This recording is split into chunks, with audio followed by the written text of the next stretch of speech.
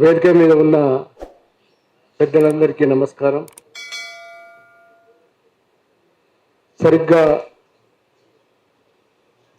25 సంవత్సరాల క్రితం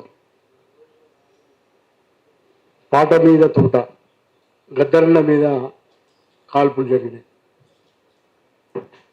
చాలా ప్రభుత్వాలు మారిపోయినాయి. తెలంగాణ కూడా వచ్చింది. అణచివేతలు,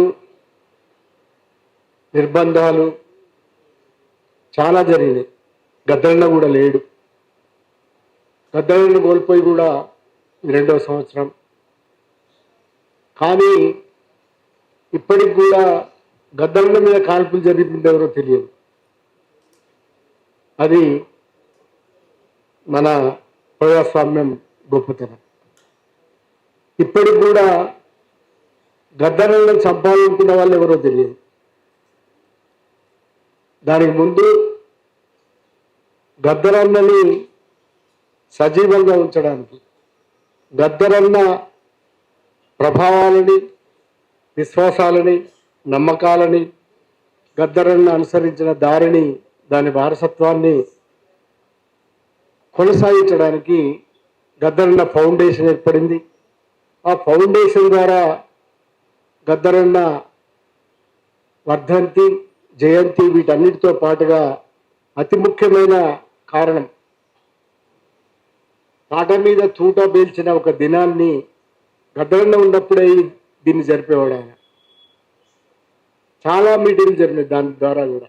ఆనాడు ఒక ప్రశ్నించే గొంతుకను, ఒక ప్రశ్నించే పాటను, ఒక తిరుగుబాటును అణచివేయడానికి, హత్యా మార్గాన్ని ఎంచుకున్న ఒక పాలకులను ఎండగట్టడానికి, ఆనాటి పరిస్థితులను చెప్పుకోవడానికి, ఆ పరిస్థితులు ఇంకా కొనసాగుతున్నాయని మళ్ళీ ఒకసారి అనుకోవడానికి దాన్ని ఉపయోగించుకునేవాళ్ళు. నిజానికి మాట్లాడిన వాళ్ళందరూ అది చెప్పేవాళ్ళు కూడా. అదేమీ మారలేదు. ఇప్పటికి కూడా అదే పరిస్థితి కొనసాగుతున్నది కనుక ఈ ప్రశ్నించే గొంతుకలు ఇప్పటికి కూడా పాలకుల అణచివేత ఉన్నదనే ఒక నినాదాన్ని, ఒక సందేశాన్ని జనంలోకి తీసుకుపోవడానికి ఈ సభని గంధర్ ఫౌండేషన్ ఆధ్వర్యంలో ప్రశ్నించే గొంతులు పాలకుల అణచివేత లాగా జరుపుతున్నాం. నిజానికి మనం ఒకసారి అది గుర్తు చేసుకోవాల్సి ఉన్నది. తెలంగాణ అనేది ఎన్నడూ కూడా ప్రశాంతంగా లేదు. తెలంగాణ ఒక ప్రయోగశాల కూడా అయింది. ఒక నెత్తురు బారిన నేలైంది ఇది. ఎన్నడూ మౌనాలు లేకుండా లేదు తెలంగాణ, పోరాటాలు లేకుండా లేదు తెలంగాణ, అణచివేతలు లేకుండా లేదు, చిత్రహింసలు అనుభవించకుండా ఎన్నడూ లేదు. ఎప్పుడైతే తెలంగాణ ఆముష్ట్రగులు అయిపోయిన తర్వాత రాజకీయాలు ఇంకొక మలుపు తిరిగి 70వ సంవత్సరం దశకాలలో వచ్చిన నక్సల్బరీ ఉద్యమం. ఈ నక్సల్బరీ ఉద్యమం అనేది శ్రీకాకుళం నుంచి తెలంగాణకు నేరుగా వచ్చింది. ఉత్తర తెలంగాణ, దక్షిణ తెలంగాణ అంతటా వ్యాపించింది. అది ఆ ప్రభావం లేని పల్లె లేదు, ఆ ప్రభావం లేని మనుషులు లేనప్పుడు దాన్ని తీవ్రంగా అణచివేయడానికి నిర్బంధం ప్రయోగించినారు. ఎండో ఎన్కౌంటర్ హత్యలను చూసింది తెలంగాణ. చివరికి ఎక్కడి దాకా వచ్చిందంటే శవాలను కూడా తీసుకోలేని పరిస్థితి దాకా ఈ అణచివేత కొనసాగింది. ఆట బంద్, మాట బంద్, మాట్లాడే స్వేచ్ఛ లేదు, భావప్రకటన స్వేచ్ఛ అసలే లేదు, రాజ్యాంగ అమలు అనేది లేదు, ప్రజాస్వామ్యం అనేది అసలే లేదు. ఈ అన్నిటినీ అనుభవించినవాడు గద్దర్. ఈ పరిస్థితులు అన్నిట్లలో కూడా తిరుగుబాటు చేసినవాడు గద్దర్. ఈ పరిస్థితులు అన్నిట్లలో కూడా తన పాట ద్వారా ప్రజలను చైతన్యం చేసినవాడు గద్దర్. చివరికి శవాలను కూడా తీసుకోలేని పరిస్థితులలో శవాలను తీసుకొచ్చి అమరవీరుల కుటుంబాలకు అప్పగించి వాటి అంత్యక్రియలు చేసినవాడు గద్దర్. ఇప్పుడు జైల్లో ఉన్న వరవరం. కాదనలేని వ్యవహారాలు ఇవన్నీ. అంటే గద్దర్ అంటే ఏమిటి? గద్దర్ అంటే ఫలానా చివరికి ఫలానా పార్టీ అట్లా చెప్పుకోలేము గద్దర్ని. అట్లా చెప్పుకుంటే తెలంగాణ చరిత్రను తక్కువ చేసుకున్నట్టు, ఈ నేల మీద జరిగిన 70 నుంచి జరిగిన పోరాటాలను తక్కువ చేసినట్టయితే, ఆ ఆ పోరాటాల చరిత్రను తక్కువ చేసినట్టయితే గద్దర్ దాదాపుగా 4 దశాబ్దాల పైగా ఈ పోరాటాలను ఎన్నిటి వెంట ఉన్నాడు, ఈ అణచివేతలన్నిటిలో అనుభవించినాడు. ఆయన చివరికి అజ్ఞాతవాసం చేసినాడు, అజ్ఞాత విప్లవకారుడిగా కూడా ఉన్నాడు. తర్వాత బయటకు వచ్చిన తర్వాత కూడా ఆయన తన రాజకీయ విశ్వాసాలను అనుసరించే సుదీర్ఘకాలం పయనించినాడు. తెలంగాణ ఉద్యమంలో ఆయన పాత్ర ఎవరూ కాదనలేని పాత్ర. ఆయనను మినహాయించి తెలంగాణ ఉద్యమాన్ని చెప్పలేం మనం. తెలంగాణ ఉద్యమం గద్దర్ లేకుండా లేదు. గద్దర్ చివరి శాంతి యాత్ర కూడా చేసినట్టు తెలంగాణలో. ఎందుకంటే ఇక్కడ ఉన్న వాతావరణాన్ని గురించి. ఆనాడు గద్దర్ మీద కాల్పులు జరిగిన రోజు పరిస్థితులు ఏంటి? తెలంగాణలో కౌంటర్ ఇన్సర్జెన్సీ నక్సల్బరీ ఉద్యమానికి వ్యతిరేకిస్తూ అణిచివేయడానికి కౌంటర్ ఇన్సర్జెన్సీ పద్ధతులు అనుభవిస్తున్న కాలాలు,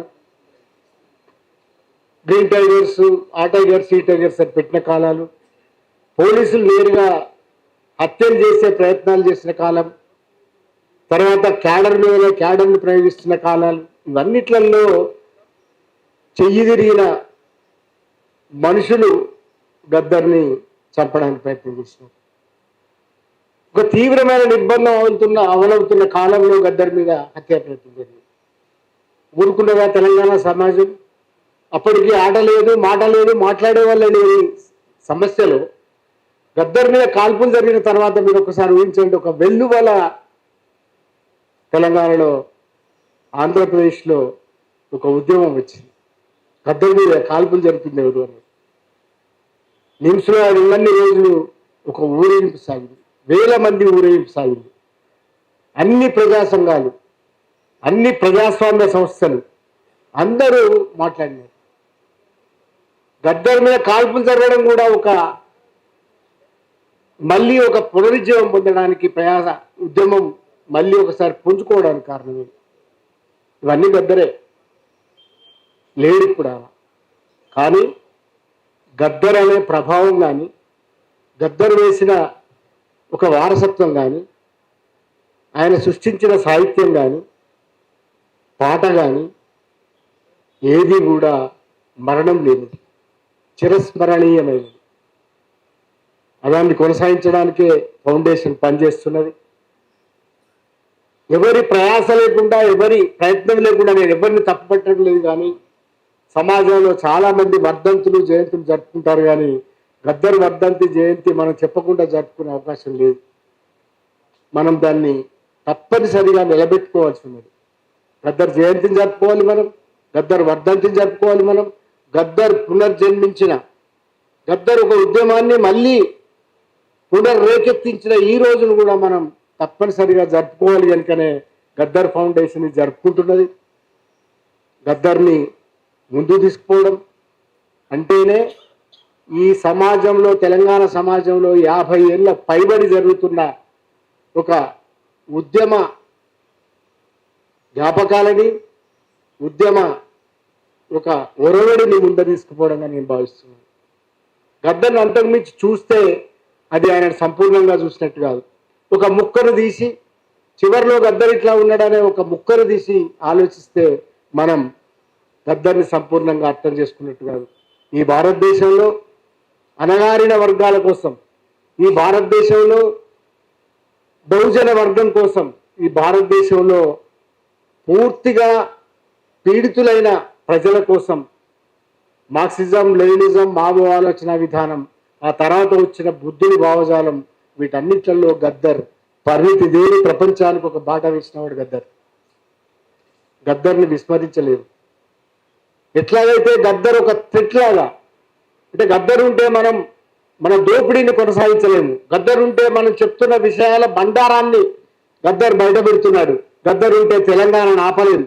గద్దర్ ఉంటే మన ఆగడాలు చాలవు అని చెప్పి ఆనాటి పాలకులు ఎట్లాగైతే తూటా బేల్చి చంపడానికి ప్రయత్నం చేసినారో ఇవ్వాలని కూడా అవే పరిస్థితులు కొనసాగుతున్నాయి. చూస్తున్నాం మనం. అణచివేత లేని కాలం ఇది, అణచివేత లేని రోజు లేదు. ఛత్తీస్గఢ్లో చూస్తున్నాం. ఈ మధ్యలో ఇక్కడ ప్రయత్నాలు, ఇక్కడి ప్రజాస్వామ్యవాదులు చర్చలకు సంబంధించిన ప్రతిపాదనలు చేసి ఒక మంచి సందేశాన్ని ముందుకు తీసుకుపోతున్నారు. ఛత్తీస్గఢ్లో ఒక నరమేధం జరుగుతుంది. రోజు 30-40 మంది చనిపోతున్న వార్తలు వింటున్నాం.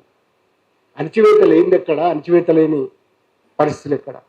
ఇట్లాంటి పరిస్థితులలో తెలంగాణ, ఆంధ్రప్రదేశ్ లాంటి తెలుగునాడుకున్న చైతన్యం వల్ల, ఈ తెలుగునాడుకున్న ఒక ప్రజాస్వామిక స్ఫూర్తి వల్ల, నిలబడే ఒక స్ఫూర్తి వల్ల మనం అందరం ఇట్లాంటి అణచివేతలను ఎదుర్కోవడానికి ముందరికి రావాలని ఇవాళ ఛత్తీస్గఢ్లో జరుగుతున్న మారణకాండకు మావోయిస్ట్ పార్టీ చర్చలకు సిద్ధమని ఇచ్చిన దాన్ని ప్రభుత్వం కూడా సిద్ధమై ఒక చర్చల వాతావరణం ఏర్పడాలని ఈ సందర్భంగా కోరుకుంటూ ఈ గద్దర్ సమావేశాన్ని ముందరు తీసుకుపోదాం.